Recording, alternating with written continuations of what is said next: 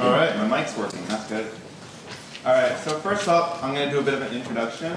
I figured that if I was sitting in the audience listening to someone talk about live ops, that I would want to know what they'd actually done, so I knew whether or not to ignore them.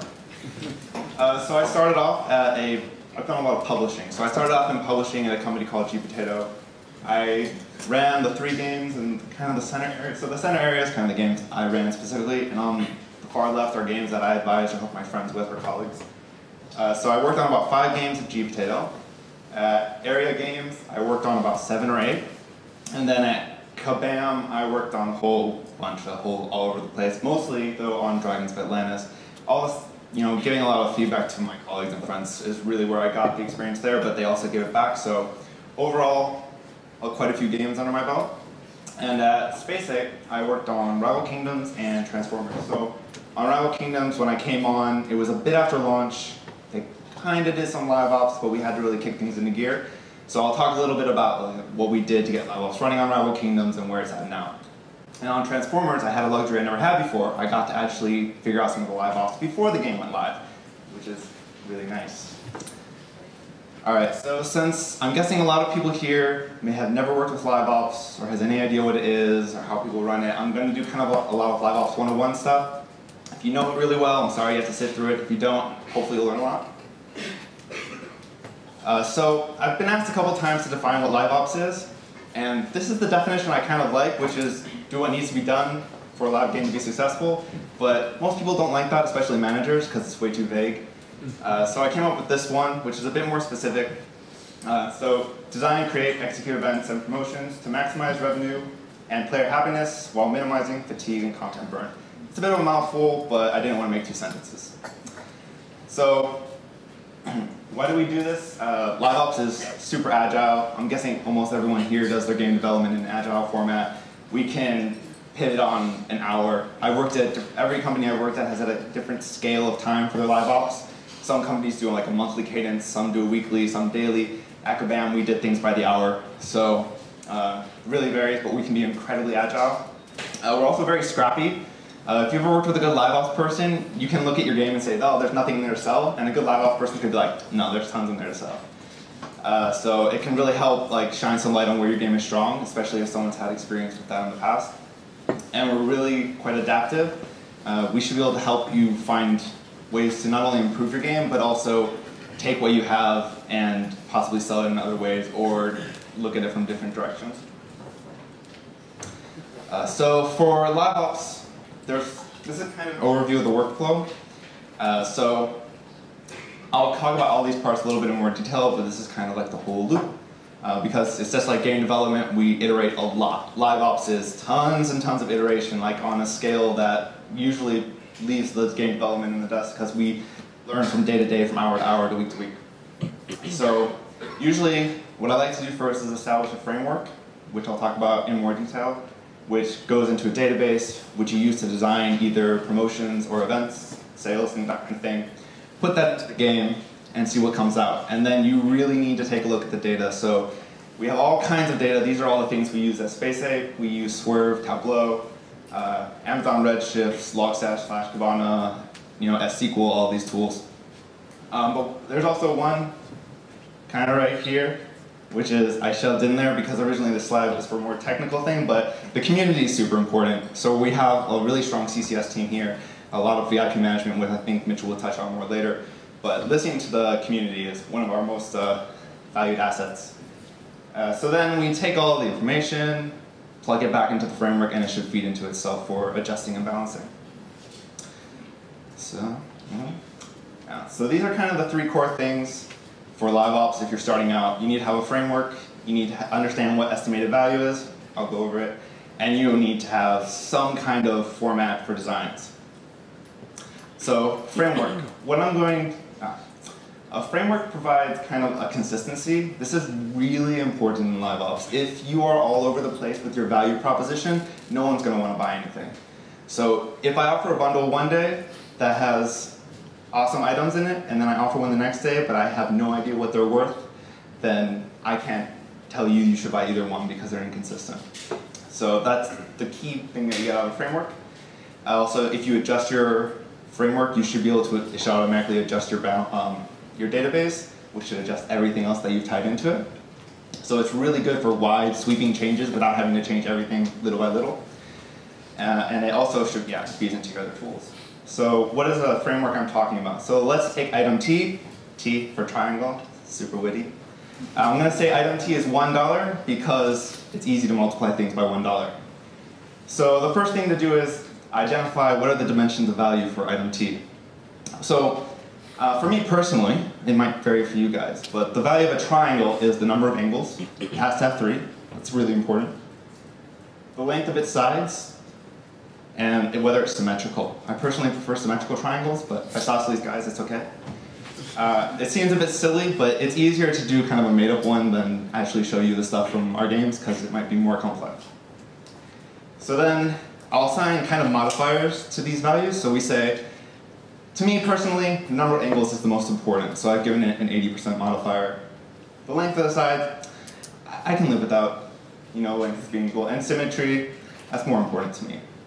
So then, to figure out the value in my framework, I'll do some really hard math, and it's $1.50. So what you can do with this is build out a database for all of your items, and by using the dimensions, this should be applied to most of your content. So, for example, we do this kind of thing for ancients and rebel kingdoms, and we do this kind of thing for robots and transformers, because they all share the same characteristics, and we have hundreds of them. So now that we know we have a framework for what everything is worth, we can start to design. So the design has to be consistent, and so this is where having a framework ties in. So what we'll do is, oh, that looks terrible up here, I'm sorry. I didn't think that was going to be so light.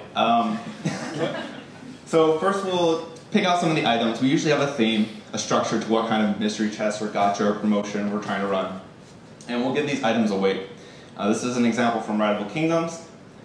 And so we'll give the items some weights so we can figure out some drop percentages. And then we have our price from our framework, which we would pull in from a database or something automatically. And then if we multiply the price by the drop percentage, we get the magical number of EV. So EV stands for estimated value.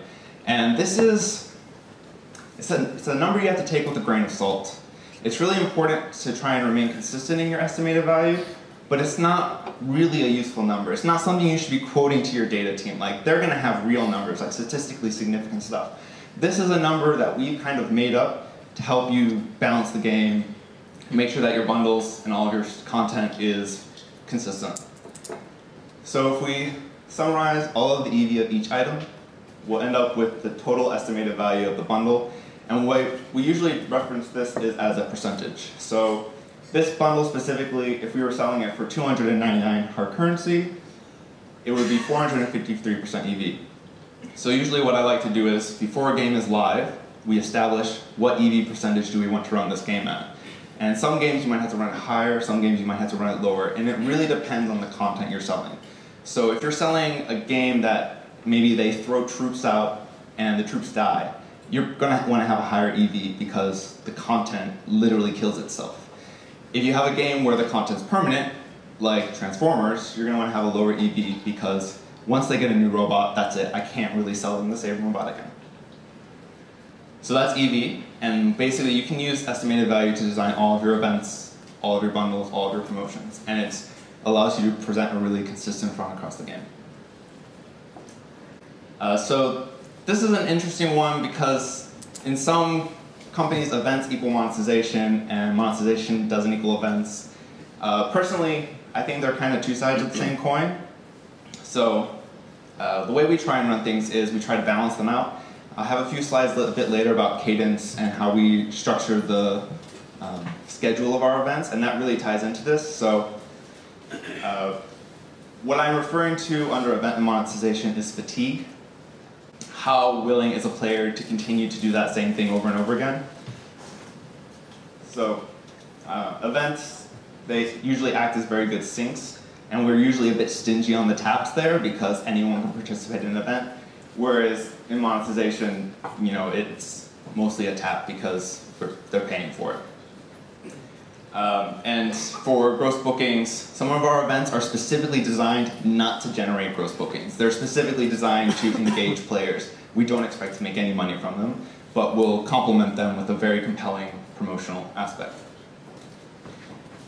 One of the things we really focus on is engagement here. So, like I said, sometimes we try to really engage users, sometimes we don't, and trying to balance that scale with the promotions and the events. And I'll talk more about fatigue. Fatigue doesn't really fit too great here. It fits a bit better in the cadence thing. So the important thing is that events and monetization aren't mutually exclusive, and you should try and consider them together. If you had, for example, someone running events and someone running promotions, you're going to get a really weird feeling playing that game, because it might be a weekend where you have a really intense event, and they also have a really intense monetization aspect, and the players are going to really feel it. They're going to get really burnt out, and you're probably going to get a lot of tickets on that Monday. Oh, another really important aspect is that events and spending fatigue different parts of a player, or user, whichever you prefer. If a user is spending lots of money, that's also a type of fatigue. They're going to reach a point where you can no longer reach into their pockets, and you shouldn't be asking them to, and you should identify this, because if you fatigue a player too much, they will leave your game. It's kind of obvious, but you'd be surprised. So cadence, this is something that I think Space Ape really excels at, and something that they were doing before I even came here, and I've adopted wholeheartedly. So we have this, well, this is my highly technical cadence planning board, which was for Rival Kingdoms. This is a bit old now. There's color coding, it's got days and weeks, and all the important stuff. Very technical. This is actually because Live Ops changes so fast that putting the tickets into Jira originally wasn't economical. By the time I wrote the ticket, I might have to change it. So I could have these post-it notes up there in 10 seconds, whereas writing into Jira is a couple minutes and harder to manage. We also move them around a lot. So we might put up 1 week and then say, no, and move it down all around. It's a mess. But eventually it settles into place. So the reason we do that is because we have this cadence, and the cadence is really important, and this fits into the whole fatiguing of your players. You can't hit your user base with the most intense event you have, even if it's your best monetizing event, every single weekend. They'll just leave. They'll be frustrated, they'll send you nasty emails, they'll hit you up on Twitter angry, and they're gone. So what Space Ape had devised, and I hadn't used this elegant system, but what they devised was what they call the finger system. So depending how fatiguing an event is how many fingers it is. So 1 finger, it's a pretty casual engagement event. 2 fingers, it's still pretty casual, but we're expecting a bit more. 3 fingers, all right, you're going to have to dedicate your weekend to this, and 4 fingers, don't go outside. So each of these kind of has their own pros and cons. So on a 1 finger, we are trying to force the users to relax. You don't have an option. There is no choice to grind all weekend. Relax. Please relax. But we'll also usually accompany that with a very powerful monetization aspect, like a strong bundle. 2 finger, everything comes up a little bit. On a 3 finger, we're saying, play the game. And on a 4 finger, we're saying, seriously, if you don't play really, really hardcore, you're not going to get the prize you really, really want. And this fits directly into how we manage our content roadmap, and which content we're selling, and how we're planning the release of each item we're making. So what we normally do is we try to space them out in a certain pattern. So we might go 1, 3, 2, 4, or 1, 3, 3, 2, 4, and it mixes up a bit. Usually, if a holiday shows up, like Black Friday, that messes with everything. So you might have this beautiful plan, and then Black Friday shows up, and you're like, I forgot about that. All right, we're gonna have to change. So this is really important to keeping your user base happy.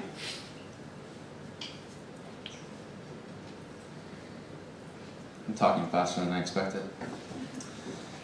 So, I don't know if everyone refers to content in the same way, and I tried to come up with another definition for this, but it didn't really work because content is, it's difficult to define. So what I've basically decided is that content is game elements that can be consumed by the players, and I'm still not perfectly happy with this, but I'll continue persevering, so hopefully everyone understands what content is. So for example, on Transformers, content is mostly our robots. We have all the different robots. I think we're up to 106? 110 robots in our game. So that's what our user base wants. We know this. They're Transformers fans. That makes perfect sense. But we have other content. We have boosters you can use during battle, like that little Sharkticon image right there, which we put some effort into so that it was something unique and interesting that mixed up gameplay. We also have dialogues and cutscenes that we can whip them up really fast because we built some nice tech. And we also have campaign levels. And there's more, but the point is that sometimes content requires a really heavy art pipeline, sometimes content requires a little bit of code, so there isn't really a clean definition that says content can be made without a programmer, content can be made without this. It's kind of whatever you are feeding to your players and they're consuming. So I have 3 examples of content.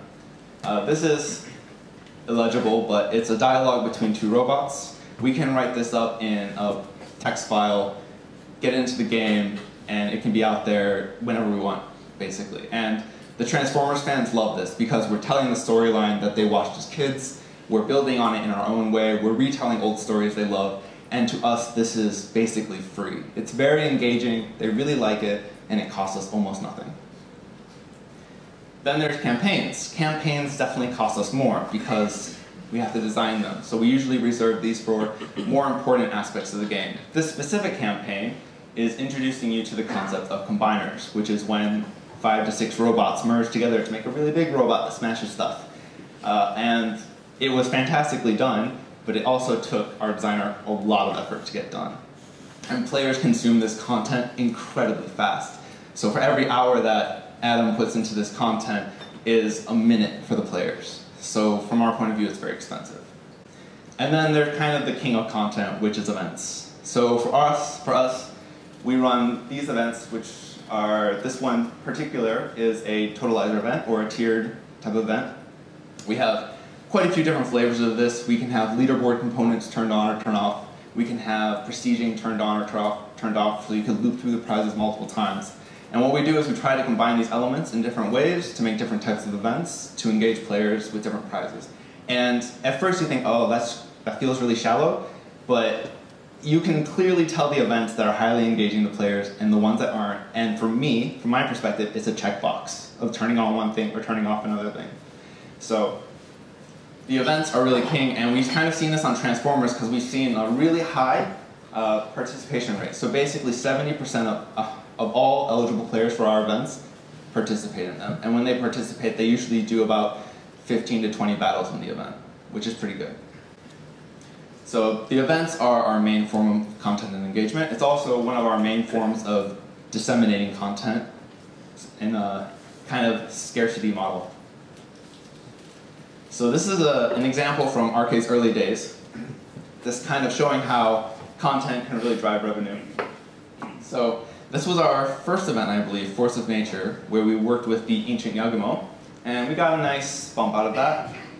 And then we did our Malice event, which is our first legendary dragon, got another nice little bump. And the trend kind of just continues that when we release the content and we plan it out and we create a theme, it works really well. So usually each of these will have a storyline. We just plan out a little bit. There's custom artwork for news feeds. There's custom artwork for some boosters.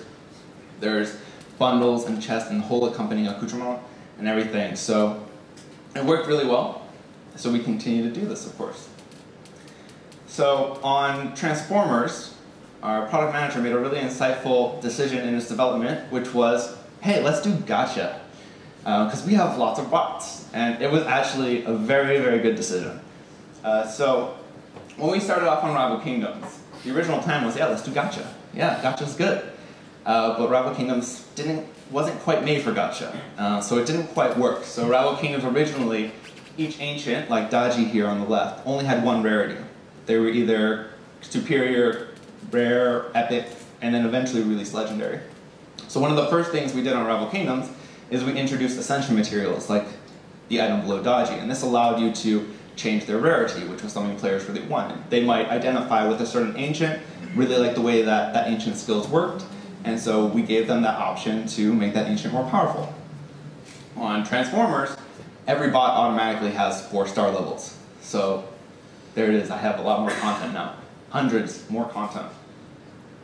We also had duplicate handling. So anytime you have a gacha system, unless you're doing box gacha where once you pull it out you can never pull it again, you need to be able to handle what happens when someone gets a duplicate. So on Rival Kingdoms, we give you some Primus, which is the currency for leveling up your Ancients. Never really worked out that great. Most players had a lot of Primus, the economy was kind of flooded with it, so it wasn't a great experience. On Transformers, we really improved this because we can actually modify it. So anytime we want, we can improve the duplicate prizes from any bot you might get. So recently, when we released our combiners, everyone was really excited about combiners. So we made sure that all of the combiner bots, if you got a duplicate of it, because you're chasing these combiner bots, that you would get a special currency, which would allow you to level up your combiner. And this helped make duplicates more appealing. And we'll continue to keep an eye on this, and because we built the tech in a way that lets us modify anytime we want, it's really dynamic. Another aspect you have to have for gacha is more has to be better. In Rival Kingdoms, there are some Ancients you get very early on, which are just incredible forever. The best example of this is Forvale. He's an Ice Dragon, he's always good. And this is kind of a problem for us. If someone loves Forvale, how do we entice them to participate in an event where we're trying to sell them another dragon, or get them to war with another dragon? So in Transformers, you quite literally want more robots, because after each battle, your robots have to recharge. And so the more robots you have, the more battles you can do, the more you can level up, and more of everything you can get. So more robots equals better. And then the brand helps. I mean, it's a bit obvious, but I figure I should put it there, because the Transformers brand really is pushing what we can do with these robots. So, on that note, I am not a huge Transformers fan, but I have learned to appreciate it. And when I came on the team, if you had asked me what the difference between these two guys is, I'd be like, well, they're both kind of blue, and they got some red. But if you're in the know, the guy on the left is Pipes. He's kind of like a C-class robot. The guy on the right is Ultra Magnus. He is an A-class robot. There's a bit more polish on the art, you can see. Definitely some more effort was put into Ultra Magnus. But if you ask a fan will tell you immediately, Ultra Magnus. I don't care about him, Ultra Magnus. Give me Ultra Magnus. And they'll ask us on social media, they'll ask us on our streams, they'll ask us everywhere. When is my bot coming out? When is this guy coming out specifically? So what we've done is, we've catered to this. We've designed events, we've changed our content pipeline, we identified there is a need and a demand for specific bots, and that's what we're doing. So we have you can tell by the style here that I definitely did not lift this slide from another presentation. It's very consistent. So we have kind of a lifecycle management plan for all of our robots. So this is Windblade, probably one of my favorites, for sure. Definitely the coolest girl bot in the game. Chris might beg to differ, but he's not here. So we'll introduce a new bot, and what we'll usually do is we'll run an event with this bot, and we'll use that event format I mentioned earlier. The way we do it is players have to earn event currency by battling in special event battle zones, and they can win the prizes. After that, we'll wait a period. It varies. I try not to be too consistent, try to keep players on their toes a little bit, and we'll probably release a bundle of it. And this is usually where we make the most money off a new bot, because when we release it in the event, there's artificial scarcity. We only give out so many. And then players see other players playing with it, and now they want it, even more. And so this is usually where we'll make the most money off of it. Sometime after that, we'll transfer this crystal into the shop for hard currency. And this is something we learned from Rival Kingdoms, is when you have a tap like bundles, and that's how you make your revenue, you need to have a sink. And with this kind of cadence, we almost always have a sink in Transformers. And we've managed to maintain a really healthy game economy because of it. And then another thing we learned from Rival Kingdoms was eventually, every bot should be available for free. Even if it takes a bit longer, it needs to get there. Because we, as Live Ops, are optimizing for revenue and engagement. And that means that if we only do Live Ops, that sometimes a bot or an Ancient will just get ignored. And then there might be that player out there that loves this bot or Ancient, and they just can't get it. So eventually, it has to make its way into the kind of default premium character crystal or into the free crystal so that they are available. And this really helps with player sentiment as well. So that was one of two of the big changes we made from Rival Kingdoms to Transformers. They always seem really obvious in hindsight, but they've helped tremendously and we're a big deal. And that's it. Any questions? I don't know how much time we have.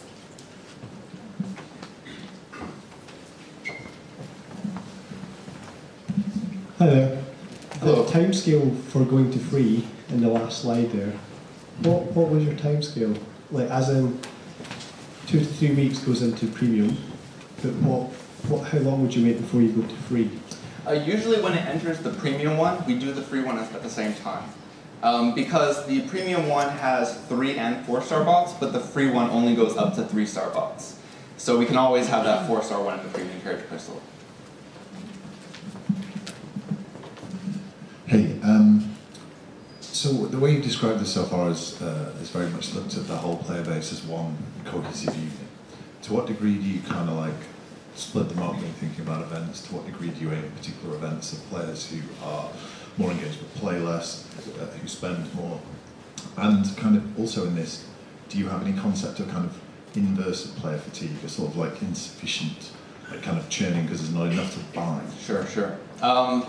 So for catering to different players, I would do a lot more of it, but right now I'm the only person doing it, so I'm limited by time. But the way we design our events is normally if there is a totalizer or tiered prizes, we kind of draw a line in the sand in each one. So if you're a free player, I expect you to get here. You don't have to spend anything, completely free, casual, you will get these prizes. If you are super engaged, you'll get these prizes, and if you pay a little bit of money, you'll get these prizes. So each totalizer is kind of designed in a way to appeal to everyone. Sometimes the users don't see it that way, but we do consciously try and design them that way so that it caters to most people.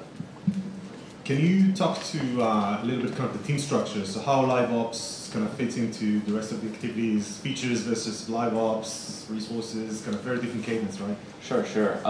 So I've done it multiple ways, but the way we do it at Space Age specifically is that our product team is quite flat. So the product owner, the product manager, the designer, the Live Ops manager, we're all kind of on the same level, and what we try and do is work with each other to prioritize what needs to be done.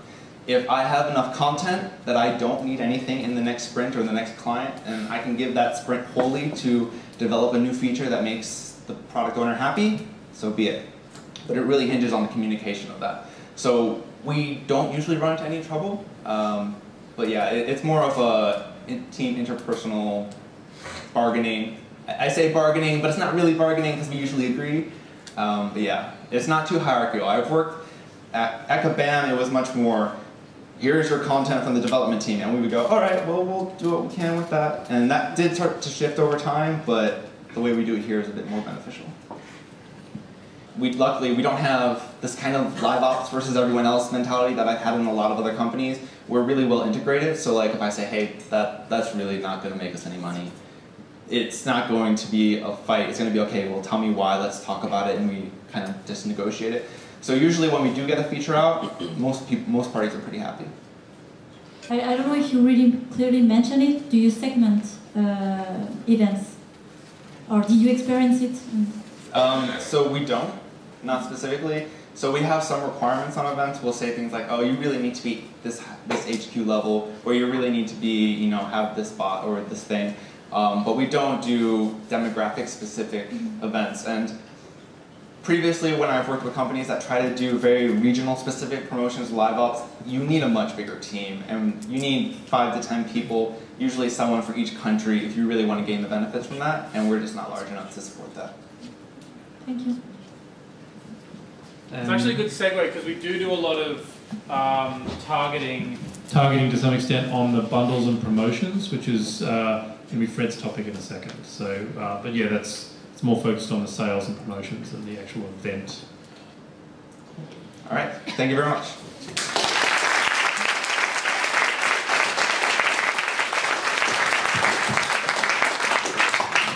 Thanks very much, Andrew.